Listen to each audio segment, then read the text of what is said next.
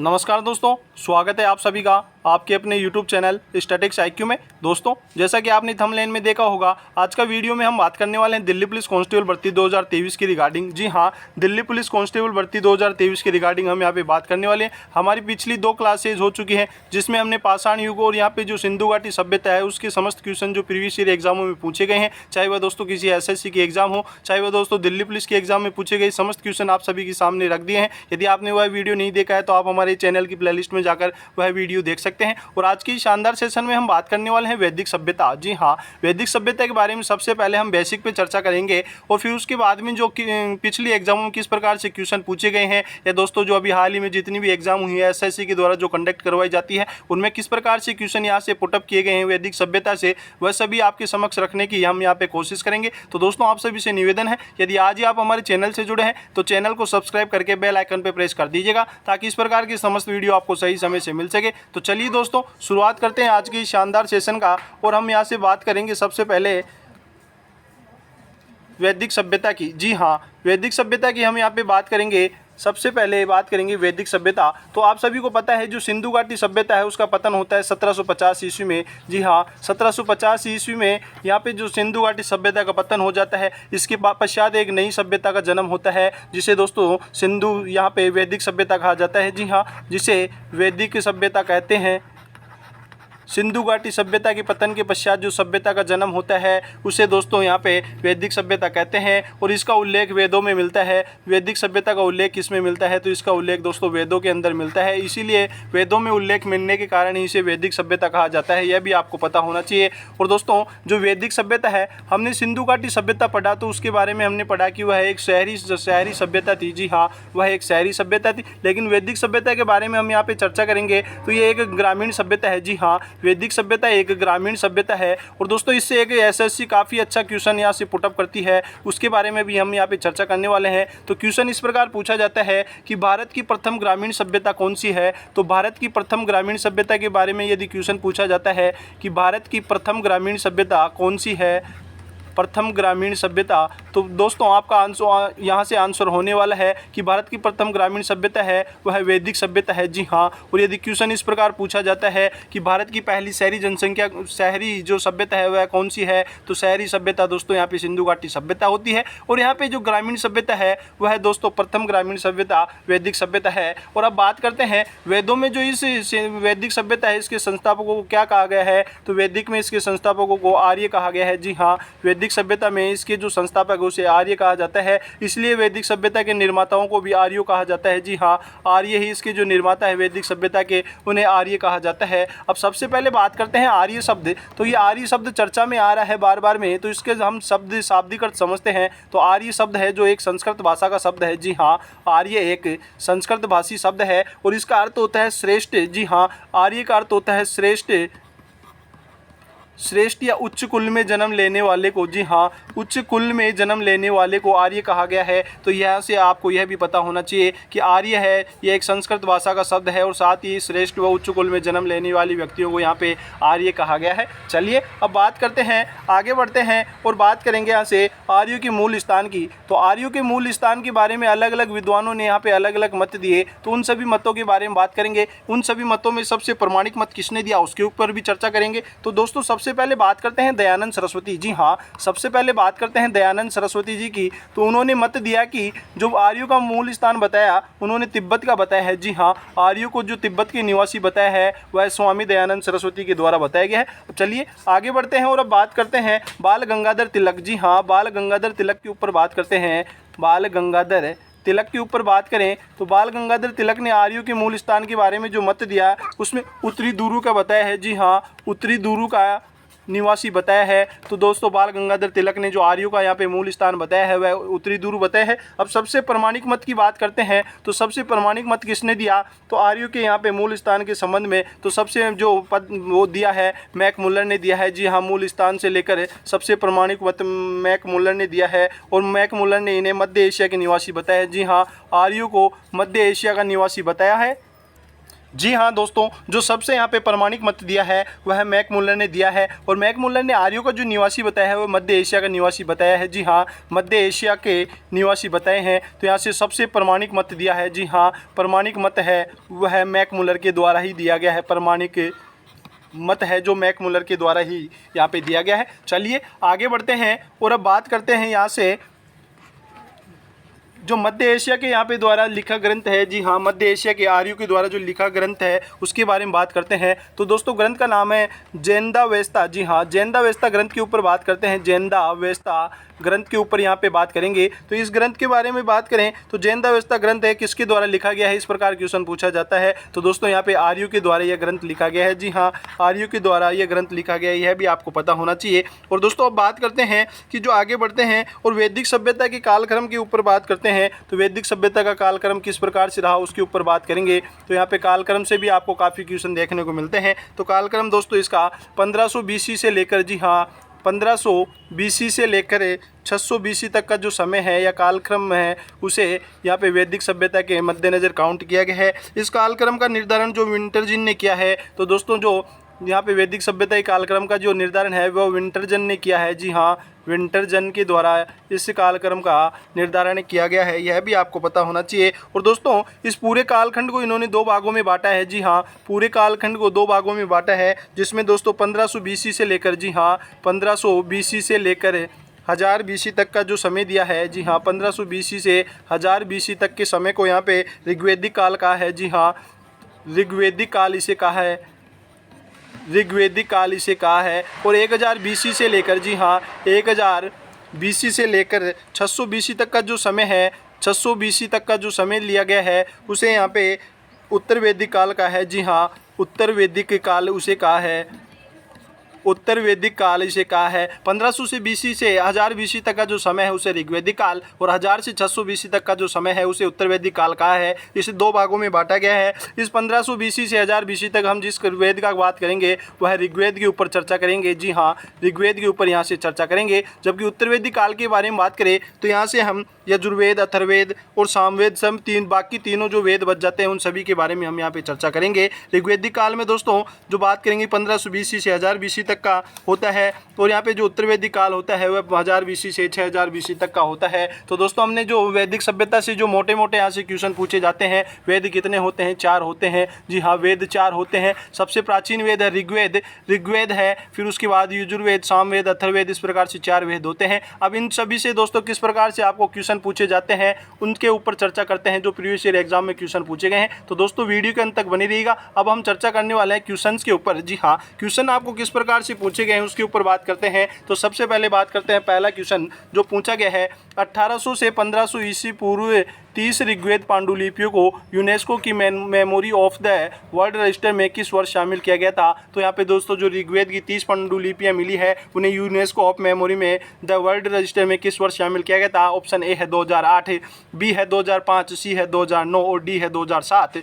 तो चलिए दोस्तों अब इसकी बात करते हैं। तो वर्ष 2007 के अंदर 30 ऋग्वेद पांडुलिपियों को यूनेस्को की स्मृति विश्व रजिस्टर में शामिल किया गया था, और ऋग्वेद को 10 पुस्तकों में बांटा गया है जिसे मंडलायुक्त के नाम से भी जाना जाता है। और यहाँ पे 10,600 छंद है। इस ऋग्वेद में अंदर 10,600 छंद हैं, ये आपको पता होना चाहिए। और 1028 सूक्त हैं, यह भी आपको पता होना चाहिए। जी हाँ, 1028 सूक्त हैं, यह भी आपको पता होना चाहिए। और 2007 के अंदर यहाँ पे 30 ऋग्वेद पांडुलिपियों को यूनेस्को की memory of the world register के अंदर शामिल किया है। चलिए आगे बढ़ते हैं और अगले क्वेश्चन के ऊपर बात करते हैं।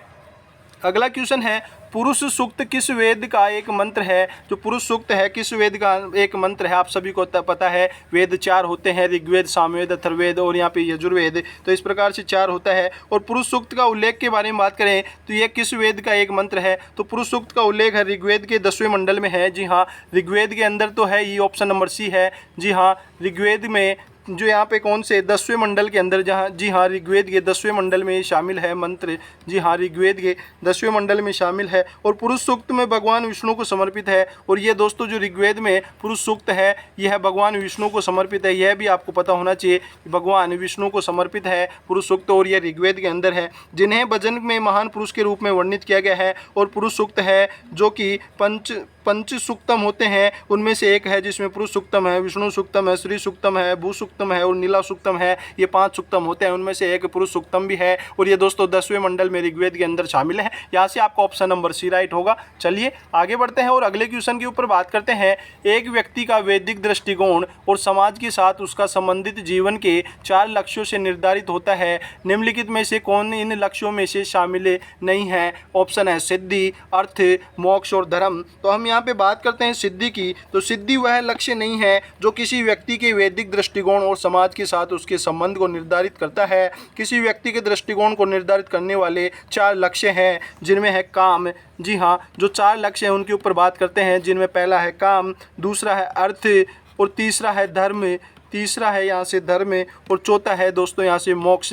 तो ये 4 लक्ष्य है। अब ऑप्शन में दोस्तों इनमें से कौन सा नहीं है, वही आपका आंसर होने वाला है। तो यहाँ पे दोस्तों जो सिद्धि है, सिद्धि यहाँ पे जो मानव के जीवन के लक्ष्यों में चौथा यहाँ पे नहीं है। तो यहाँ से ऑप्शन नंबर है 4 राइट होने वाला, ये ऑप्शन नंबर है ए राइट होने वाला है। क्योंकि जो 4 यहाँ पे जीवन के लक्ष्य निर्धारित किए गए हैं उनमें काम है, जी हाँ काम है, अर्थ है, धर्म है, मोक्ष है। ये चारों लक्ष्य आप सभी के सामने रखे गए हैं। ये 4 यहाँ पे लक्ष्य हैं। उसके अलावा जो भी यहाँ पे ऑप्शन में दिया गया है वह दोस्तों अलग दिया गया है, वह यहाँ से आपका आंसर होने वाला है। चलिए आगे बढ़ते हैं और अगले क्वेश्चन के ऊपर बात करते हैं। वैदिक भजनों के मुख्य संग्रहण को क्या कहलाते हैं? तो जो वैदिक भजनों के मुख्य संग्रहण होते हैं उन्हें क्या कहा जाता है? इस प्रकार से क्वेश्चन पूछा गया है। तो वैदिक भजनों के मुख्य संग्रहण संहिता कहलाता है। जी हाँ, संहिता कहलाता है। वैदिक भजनों के जो मुख्य संग्रहण होते हैं उन्हें संहिता कहा जाता है। और इसके ऊपर बात करते हैं तो ऋग्वेद में संहिता सबसे पुराना ज्ञात वैदिक संस्कृत ग्रंथ है। जी हाँ, जो संहिता है वह ऋग्वेद में सबसे प्राचीन जो वैदिक संस्कृत ग्रंथ है। इसमें 1028 वैदिक संस्कृत भजनों और कुल 10,600 छंदों का एक संग्रह है, जिसे 10 पुस्तकें जो संस्कृत मंडल में व्यवस्थित किए गए हैं और भजन ऋग्वेदिक देवताओं को समर्पित किया गया है। और इस संहिता में जो भजन है वह ऋग्वेदिक देवताओं को समर्पित किया है। तो यहाँ से आपका ऑप्शन नंबर सी राइट होने वाला है। जी हाँ, ऑप्शन नंबर सी राइट होता है। चलिए आगे बढ़ते हैं और अगले क्वेश्चन के ऊपर चर्चा करते हैं। तो अगला क्वेश्चन है, पुराणों के अनुसार भगवान विष्णु ने पृथ्वी को बचाने के लिए किसका रूप धारण किया था जो पानी में डूब गई थी? तो दोस्तों यहाँ पे जो भगवान विष्णु ने पुराणों के अनुसार बचाने के लिए यहाँ पे किसका रूप धारण किया था? तो इस प्रकार से भी दोस्तों आपको क्वेश्चन पूछा गया है, जो कि एसएससी सीजीएल 2022 के अंदर क्वेश्चन पूछा गया है। जी आपको जितने भी यहाँ पे क्वेश्चन बताए जा रहे हैं ये तो किसी न किसी एग्जाम में पूछे गए हैं, क्योंकि यहाँ पे आपको PYQ करवाए जा रहे हैं। हमने क्या किया है कि यहाँ पे जो समस्त क्वेश्चन है एक टॉपिक से जितने भी क्वेश्चन पूछे गए हैं उन सभी को यहाँ पे एक जगह रखकर आप सभी के सामने प्रस्तुत करने की कोशिश की है। तो दोस्तों आपको ये सेशन अच्छा लग रहा है तो ज़्यादा से ज़्यादा लाइक कीजिएगा, ज़्यादा से ज़्यादा अपने साथियों के पास शेयर कीजिएगा, क्योंकि जो अपने साथी भी जो दिल्ली पुलिस की एग्ज़ाम की तैयारी कर रहे हैं उनके पास भी शेयर कीजिए, ताकि वह भी अपनी जो दावेदारी है मजबूती से अपना पक्ष रख सके और वह भी अपनी 2023 में वर्दी पा सके।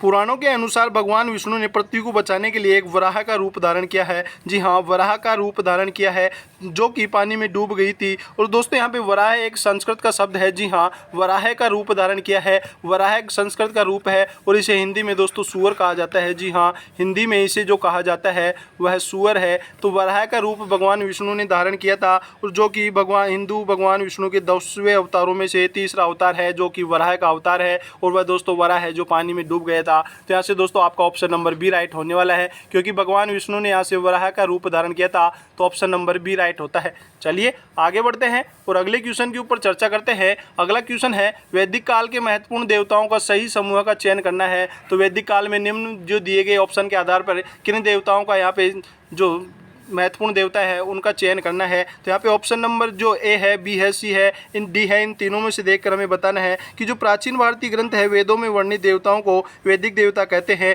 जिनमें से दोस्तों अग्नि है, इंद्र है, सोम है, मित्र है, वरुण है, अश्विन है, सूर्य है आदि हैं। जो कि लेकिन यहाँ पे वैदिक काल की जो सबसे महत्वपूर्ण देवता है वह है इंद्र है। जी हाँ, ऋग्वेद काल की जो सबसे महत्वपूर्ण जो देवता है उसे इंद्र को कहा गया है। तो दोस्तों यहाँ पे ऑप्शन में आपके जो अग्नि, इंद्र, सोम, मित्र, वरुण और अश्विन और सूर्य आदि में से जो ऑप्शन में दिया गया होगा वही यहाँ पे जो वैदिक काल के यहाँ पे सबसे प्राचीन या महत्वपूर्ण देवता है। तो दोस्तों यहाँ पे हम देख रहे हैं ऑप्शन नंबर ए, जिसमें अग्नि, इंद्र और सोम है। तो यहाँ से आपका आंसर भी ऑप्शन नंबर ए राइट होने वाला है। चलिए आगे बढ़ते हैं और अगले क्वेश्चन के ऊपर बात करते हैं। तो अगला क्वेश्चन है सांख्य दर्शन संप्रदाय की स्थापना किसके द्वारा की गई थी। तो सांख्य दर्शन संप्रदाय की स्थापना से क्वेश्चन पूछा गया है। तो इससे जो संप्रदाय की है सांख्य दर्शन संप्रदाय की स्थापना कपिल द्वारा की गई है। जी हाँ, जिसकी स्थापना है किसके द्वारा की गई है, तो कपिल के द्वारा इसकी स्थापना की गई है। जी हाँ, कपिल ऑप्शन नंबर बी है। और यहाँ से बात करते हैं सांख्य दर्शन भारतीय दर्शन के 6 प्रकारों में से एक है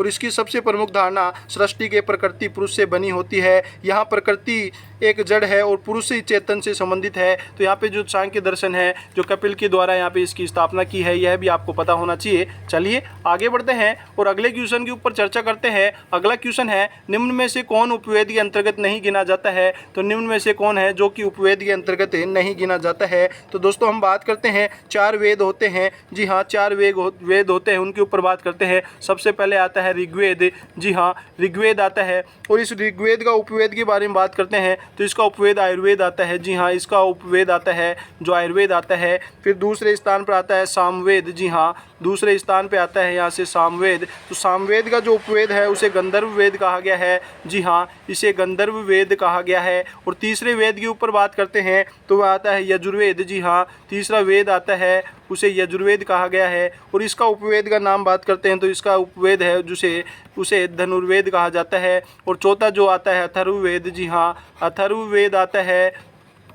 इसका उपवेद की बात करते हैं तो शिल्पवेद इसके उपवेद का नाम है। तो यहाँ पे दोस्तों शिल्पवेद है जो कि अथर्ववेद का उपवेद है। अब क्वेश्चन में पूछा गया है कौन सा उपवेद के अंतर्गत नहीं गिना जाता। तो 4 उपवेद होते हैं, आयुर्वेद, गंधर्ववेद, धनुर्वेद और शिल्पवेद। तो यहाँ पे दोस्तों जो क्वेश्चन नंबर में ऑप्शन में बी दिया गया है, यजुर्वेद तो एक वेद है, उपवेद नहीं है। गंधर्ववेद है दोस्तों, यह भी एक उपवेद है, शिल्पवेद है जो कि एक उपवेद है, आयुर्वेद है एक उपवेद है। जबकि जो यजुर्वेद तो एक दोस्तों स्वयं ही वेद है। जी हाँ, जो 4 वेद हैं जो वैदिक सभ्यता के अंतर्गत 4 वेद है उनमें से एक यजुर्वेद भी आता है। तो चलिए आगे बढ़ते हैं और अगले क्वेश्चन के ऊपर बात करते हैं। अगला क्वेश्चन पूछा गया है ऋग्वेदिक आर्य भारत में कहाँ रहते थे। जो ऋग्वेदिक आर्य है भारत में कहाँ रहते थे, इस प्रकार से क्वेश्चन पूछा गया है। तो ऋग्वेदिक आर्य भारत के सप्त सिंधु प्रांत में रहते थे। तो जो आर्य है ये दोस्तों सप्त सिंधु प्रांत में रहते थे, सप्त सिंधु प्रांत में। अब दोस्तों अभी आगे बात करेंगे कि सप्त सिंधु प्रांत है किसे कहा गया है। तो हम बात करते हैं अफगानिस्तान की स्वात घाटी और पंजाब एवं सिंधु नदी के जल क्षेत्र सहित पूरे क्षेत्र को ऋग्वेद में सप्त सिंधु प्रदेश के रूप में यहाँ पे जाना जाता है। तो सप्त सिंधु प्रांत में दोस्तों ऋग्वेदिक आर्य रहा करते थे। उसमें दोस्तों अफगानिस्तान की जो स्वात घाटी है, पंजाब व सिंधु नदी के जो जल क्षेत्र सहित संपूर्ण भूभाग है उसे सप्त सिंधु प्रदेश कहा जाता था। तो दोस्तों यहाँ से क्वेश्चन नंबर 9 का यहाँ से आंसर होता है ऑप्शन नंबर डी, सप्त सिंधु। चलिए आगे बढ़ते हैं और अगले क्वेश्चन पे बात करते हैं। निम्न में से किस वेद को रुद्र नामक शब्द का आरंभिक स्रोत माना जाता है। तो किस वेद में रुद्र नामक शब्द का यहाँ पे आरंभिक स्रोत माना जाता है। तो हम बात करते हैं रुद्र देवता वैदिक वागम्य में एक शक्तिशाली देवता माने गए हैं और ये ऋग्वेद में वर्णन की मात्रात्मक दृष्टि से गौण देवताओं के रूप में वर्णित है। और ऋग्वेद में रुद्र की स्तुति बलवानों में सबसे अधिक बलवान की गई है। तो रुद्र की स्तुति है दोस्तों एक बलवान के रूप में की गई है। जी हाँ, बलवानों में भी बलवान के रूप में की गई है। तो यहाँ से दोस्तों आपका ऑप्शन नंबर ए है ऋग्वेद। ऋग्वेद में ही यहाँ पे रुद्र नामक जो आरंभिक स्रोत यहाँ से मिलता है। चलिए आगे बढ़ते हैं और अगले क्वेश्चन के ऊपर चर्चा करते हैं। अगला क्वेश्चन है निम्न में से किस वैदिक ग्रंथ में पहली बार पूर्वी एवं पश्चिमी सागर का उल्लेख हुआ है। तो निम्न में से किस वैदिक ग्रंथ में पहली बार पूर्वी व पश्चिमी सागर का उल्लेख हुआ है। तो इस प्रकार से क्वेश्चन पूछा गया है। तो हम यहाँ से बात करते हैं शतपथ ब्राह्मण की, जो शुक्ल यजुर्वेद का ब्राह्मण ग्रंथ है और ब्राह्मण ग्रंथों में से इसे प्रमाणिक माना जाता है। और शतपथ ब्राह्मण है जो कि ब्राह्मण शुक्ल यजुर्वेद के दोनों शाखाओं में जो मानदंडिनी होती है उससे संबंधित है। और शतपथ ब्राह्मण में पहली बार पूर्वी एवं पश्चिमी सागर का उल्लेख मिलता है। तो दोस्तों यहाँ पे जो क्वेश्चन दिया गया है कि वैदिक ग्रंथ में पहली बार पूर्वी व पश्चिमी सागर का उल्लेख कहाँ मिलता है। तो जो दोस्तों शतपथ ब्राह्मण है, जी हाँ, option number B, Shatapatha Brahmana में पहली बार पूर्वी एवं पश्चिमी सागर का उल्लेख दिया गया है। तो ऑप्शन नंबर यहाँ से 11वां का ऑप्शन नंबर बी राइट होने वाला है। चलिए आगे बढ़ते हैं और अगले क्वेश्चन के ऊपर बात करते हैं। अगला क्वेश्चन है नचिकेता और यम के बीच सुप्रसिद्ध संवाद किस उपनिषद में जो उल्लेखित है। तो दोस्तों जो नचिकेता और यम के द्वारा सुप्रसिद्ध संवाद होता है वह एक कठोपनिषद में उल्लेखित है। जी हाँ, कठोपनिषद में उल्लेखित है। और कठोपनिषद कृष्ण यजुर्वेदीय शाखा के अंतर्गत उपनिषद है, जो कि एक संस्कृत भाषा में लिखी हुई है। तो दोस्तों कठोपनिषद के अंदर ही, जी हाँ, कठोपनिषद के अंदर ही नचिकेता और यम के बीच जो सुप्रसिद्ध संवाद है वह इसके अंदर उल्लेखित है। चलिए आगे बढ़ते हैं और अगले क्वेश्चन के ऊपर बात करते हैं। तो अगला क्वेश्चन आप सभी के सामने है, महर्षि गौतम का संबंध किस भारतीय दर्शन से है। तो महर्षि गौतम से यहाँ पे क्वेश्चन पूछा गया है कि महर्षि गौतम का संबंध किस भारतीय दर्शन से है। तो हम बात करते हैं महर्षि गौतम का संबंध है जो कि न्याय दर्शन से है। जी हाँ, महर्षि जो गौतम है उसका संबंध न्याय दर्शन से है। जी हाँ, न्याय दर्शन से है। अब आगे बढ़ते हैं और बात करते हैं इसके बारे में। तो न्याय दर्शन है जो भारत के 6 वैदिक दर्शनों में से एक दर्शन है। इसके प्रवर्तक ऋषि अक्षपाद है। गौतम का प्रसिद्ध ग्रंथ न्याय सूत्र है। जिन साधनों में हमें ज्ञेय तत्वों का ज्ञान प्राप्त होता है उन्हीं साधनों को न्याय की संज्ञा दी गई है। और न्याय सूत्र का मुख्य रूप तर्कशास्त्र और ज्ञान मीमांसा है और इसे तर्कशास्त्र, प्रमाण शास्त्र, हेतु विद्या, वाद विद्या व अन्वीक्षा भी कहा जाता है। तो जो महर्षि गौतम का संबंध है वह न्याय दर्शन से है। और दोस्तों ये न्याय दर्शन जो भारत के प्रमुख 6 दर्शन है उनमें से एक न्याय दर्शन है। तो यहाँ पे आपका ऑप्शन नंबर सी राइट होने वाला है। चलिए आगे बढ़ते हैं और अगले क्वेश्चन के ऊपर बात करते हैं। लोकायत दर्शन के प्रतिपादक कौन थे। लोकायत जो दर्शन है उसके प्रतिपादक के बारे में क्वेश्चन पूछा गया है। तो लोकायत दर्शन के जो प्रतिपादक है वह चारवाक है। जी हाँ, चारवाक है जो कि यहाँ पे लोकायत दर्शन के प्रतिपादक है। तो यहाँ से आपका ऑप्शन नंबर सी राइट होता है। और लोकायत जो दर्शन है एक भौतिकवादी नास्तिक दर्शन है और यह मात्र प्रत्यक्ष प्रमाण को मानता है पर लौकिक सत्ताओं को यह सिद्धांत स्वीकार नहीं करता है। और इस दर्शन को हम वेद बाह्य भी कहा जाता है। तो एग्जामिनर यहाँ से क्वेश्चन पुटअप कर सकता है कि वेद बाह्य किसे कहा जाता है। तो जो यहाँ पे लोकायत दर्शन है इसे ही वेद बाह्य भी कहा जाता है। अगले क्वेश्चन के ऊपर बात करते हैं। तो अगला क्वेश्चन पूछा गया है वैदिक गणित का सबसे महत्वपूर्ण पाठ कौन सा है। तो यहाँ पे वैदिक गणित से क्वेश्चन पूछा गया है कि वैदिक गणित का सबसे महत्वपूर्ण पाठ कौन सा है। तो हम बात करते हैं वैदिक गणित का सबसे महत्वपूर्ण पाठ है जो सुलभ सूत्र है। जी हाँ, सुलभ सूत्र है जो कि वैदिक गणित का सबसे महत्वपूर्ण पाठ है, जो कि ऑप्शन नंबर सी के अंदर दिया गया है। चलिए आगे बढ़ते हैं और अगले क्वेश्चन के ऊपर बात करते हैं। अगला क्वेश्चन है गार्गी, मैत्रेयी और कपिला का घर था। तो गार्गी, मैत्रेयी और कपिला है ये किससे संबंधित है, इस प्रकार से क्वेश्चन पूछा गया है। तो जो गार्गी, मैत्रेयी और कपिला है ये एक विदुषी महिलाएं थी। जी हाँ, ये एक विदुषी महिलाएं थी, यह भी आपको पता होना चाहिए। और इन सभी का संबंध मिथिला से है। जी हाँ, और इन सभी के संबंध के बारे में बात करते हैं तो इन सभी का जो संबंध है मिथिला से है, क्योंकि मिथिला में दोस्तों वर्तमान में जो मिथिला है वह नेपाल के अंदर स्थित है। यह भी आपको पता होना चाहिए कि जो वर्तमान में जो मिथिला है वह नेपाल के अंदर स्थित है। और ऋग्वेदिक काल में बहुत सी विदुषी महिलाओं का जिक्र भी किया गया है, जिनमें दोस्तों अन्य है, अपाला है, विश्वारा है, लोपामुद्र है, लेकिन गार्गी, मैत्रेयी और कपिला है जो विदुषी महिलाएं हैं और इनका संबंध मिथिला से है। और दोस्तों मिथिला जो वर्तमान में नेपाल के अंदर स्थित है। दिए गए क्वेश्चन का ऑप्शन नंबर डी राइट होता है। चलिए अगले क्वेश्चन के ऊपर बात करते हैं। अगला क्वेश्चन है निम्नलिखित में से किस वेद में प्राचीन वैदिक युग की सभ्यता के बारे में सूचना दी गई है। तो निम्नलिखित में से किस वेद में प्राचीन वैदिक युग की सभ्यता के बारे में सूचना दी गई है। तो हम यहाँ पे बात करते हैं ऋग्वेद की। ऋग्वेद सबसे प्राचीन वेद है। ऋग्वेद से प्रारंभिक आर्यों के आगमन की हमें पुष्टि होती है, उनके आर्थिक, सामाजिक और राजनीतिक जीवन की जानकारी मिलती है। ऋग्वेद में मंडल की बात करें तो 10 मंडल हैं, यह भी आपको पता होना चाहिए। और 1028 सूक्त हैं। इस प्रकार से भी एसएससी क्वेश्चन पुटअप करती है कि ऋग्वेद में मंडलों की संख्या कितनी है। तो यहाँ पे जो मंडल की संख्या है वह 10 है। और यहाँ पे सूक्तों की संख्या बात की जाती है तो 1028 यहाँ पे सूक्त है, यह भी आपको पता होनी चाहिए। अब बात करते हैं कि जो यहाँ पे दिए गए क्वेश्चन का आंसर है ऑप्शन नंबर ए होने वाला है, क्योंकि इस जो सबसे प्राचीन वेद के अंदर ही यहाँ पे वैदिक युग की सभ्यता के बारे में पता चलता है, जिसमें दोस्तों हमें जो आर्यों के आगमन के बारे में, उनके आर्थिक, सामाजिक और राजनीतिक जीवन के बारे में भी हमें ऋग्वेद से पता चलता है। तो यहाँ से आपका ऑप्शन नंबर ए राइट होता है। चलिए आगे बढ़ते हैं और अगले क्वेश्चन के ऊपर बात करते हैं। तो अगला क्वेश्चन है आर्यों के द्वारा निम्नलिखित में से कौन सा शिल्प कौशल प्रयोग में नहीं लाया गया है। तो यहाँ पे दोस्तों आर्यों के द्वारा यहाँ पे कौन सा शिल्प कौशल कार्य प्रयोग में नहीं लाया गया है। तो सबसे पहले बात करते हैं हम प्रारंभिक आर्यों की जो सभ्यता है, आप सभी को पता है ये एक ग्रामीण सभ्यता है। जी हाँ, जो यहाँ पे वैदिक सभ्यता है एक ग्रामीण सभ्यता है। जी हाँ, ग्रामीण सभ्यता है, ये आपको पता होना चाहिए। और यहाँ से जो अवशेष मिले हैं उनमें मिट्टी के बर्तन भी मिले हैं। जी हाँ, मिट्टी के बर्तन भी यहाँ से अवशेष मिले हैं। आभूषण भी यहाँ से आभूषण होते हैं जिसे निष्क कहा जाता है। बढ़ईगिरी के भी यहाँ से साक्ष्य मिले हैं। और ये लोग जो लोहे से परिचित नहीं थे, जी हाँ, जो वैदिक सभ्यता के लोग हैं वह लोहे से परिचित नहीं थे,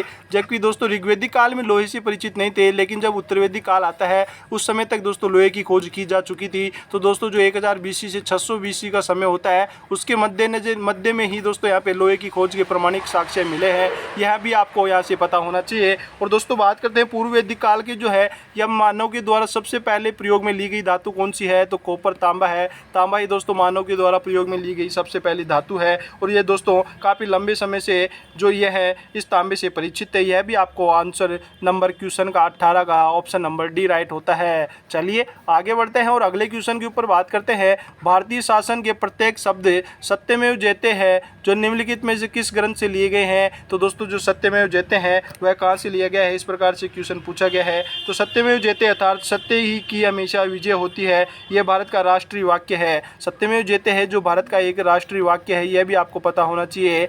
भारत का राष्ट्रीय वाक्य क्या है, इस प्रकार एग्जामिनर क्वेश्चन यहाँ से पुटअप करता है। तो भारत का राष्ट्रीय वाक्य है सत्यमेव जयते, जिसे सारनाथ स्तूप से लिया गया है। तो सत्यमेव जयते को दोस्तों कहाँ से लिया गया है, सारनाथ के स्तूप से। जी हाँ, सारनाथ के स्तूप से इसे लिया गया है, यह आपको पता होना चाहिए। और ये दोस्तों वाक्य है मुंडकोपनिषद से लिया गया है। जी हाँ, मुंडकोपनिषद से लिया गया है। तो ऑप्शन नंबर यहाँ से ए राइट होता है। चलिए आगे बढ़ते हैं और आज के अंतिम क्वेश्चन के ऊपर चर्चा करते हैं। वह है आयुर्वेद के वैद्य चिकित्सा का भगवान किसे मानते हैं। तो दोस्तों जो आयुर्वेद के वैद्य होते हैं वह चिकित्सा का भगवान किसे मानते हैं। तो आयुर्वेद के जो चिकित्सा का भगवान मानते हैं उसके ऊपर बात करते हैं। तो धन्वंतरी है। जी हाँ, ऑप्शन नंबर सी धन्वंतरी को आयुर्वेद में चिकित्सा का भगवान कहा जाता है। और हिंदू धर्म में व्यास द्वारा रचित श्रीमद् भागवत पुराण के अनुसार धन्वंतरी को विष्णु का अंश माना गया है। तो दोस्तों जो धन्वंतरी है उसमें भागवत कथा के अनुसार यहाँ पे धन्वंतरी को भगवान विष्णु का अंश माना गया है। और जो आयुर्वेद में जो जितने भी वेद होते हैं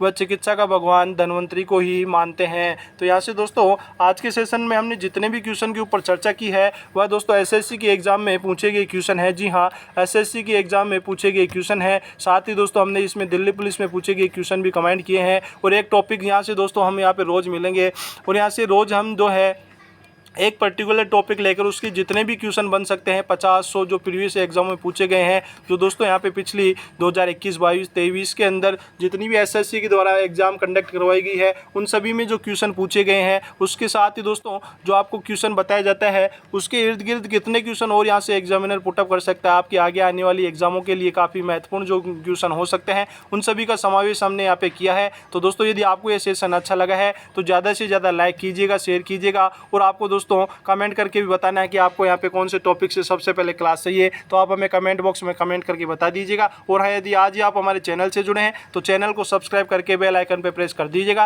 ताकि इस प्रकार के समस्त वीडियो आपको सही समय से मिल सके। और आपको दोस्तों इस जो दिल्ली पुलिस के रिगार्डिंग जितने भी यहाँ पे स्टडी मटेरियल की आवश्यकता होती है तो हमारे द्वारा फ्री ऑफ कॉस्ट हमारे टेलीग्राम चैनल पर डाल दिया गया है। तो आप वहाँ जाकर भी दोस्तों यहाँ पे टेलीग्राम चैनल को ज्वाइन करके यहाँ से डाउनलोड कर सकते हैं। चलिए दोस्तों अब समय हो चुका आप सबसे विदा लेने का। मिलते हैं और बेहतरीन सेशन के साथ। जय हिंद, जय भारत।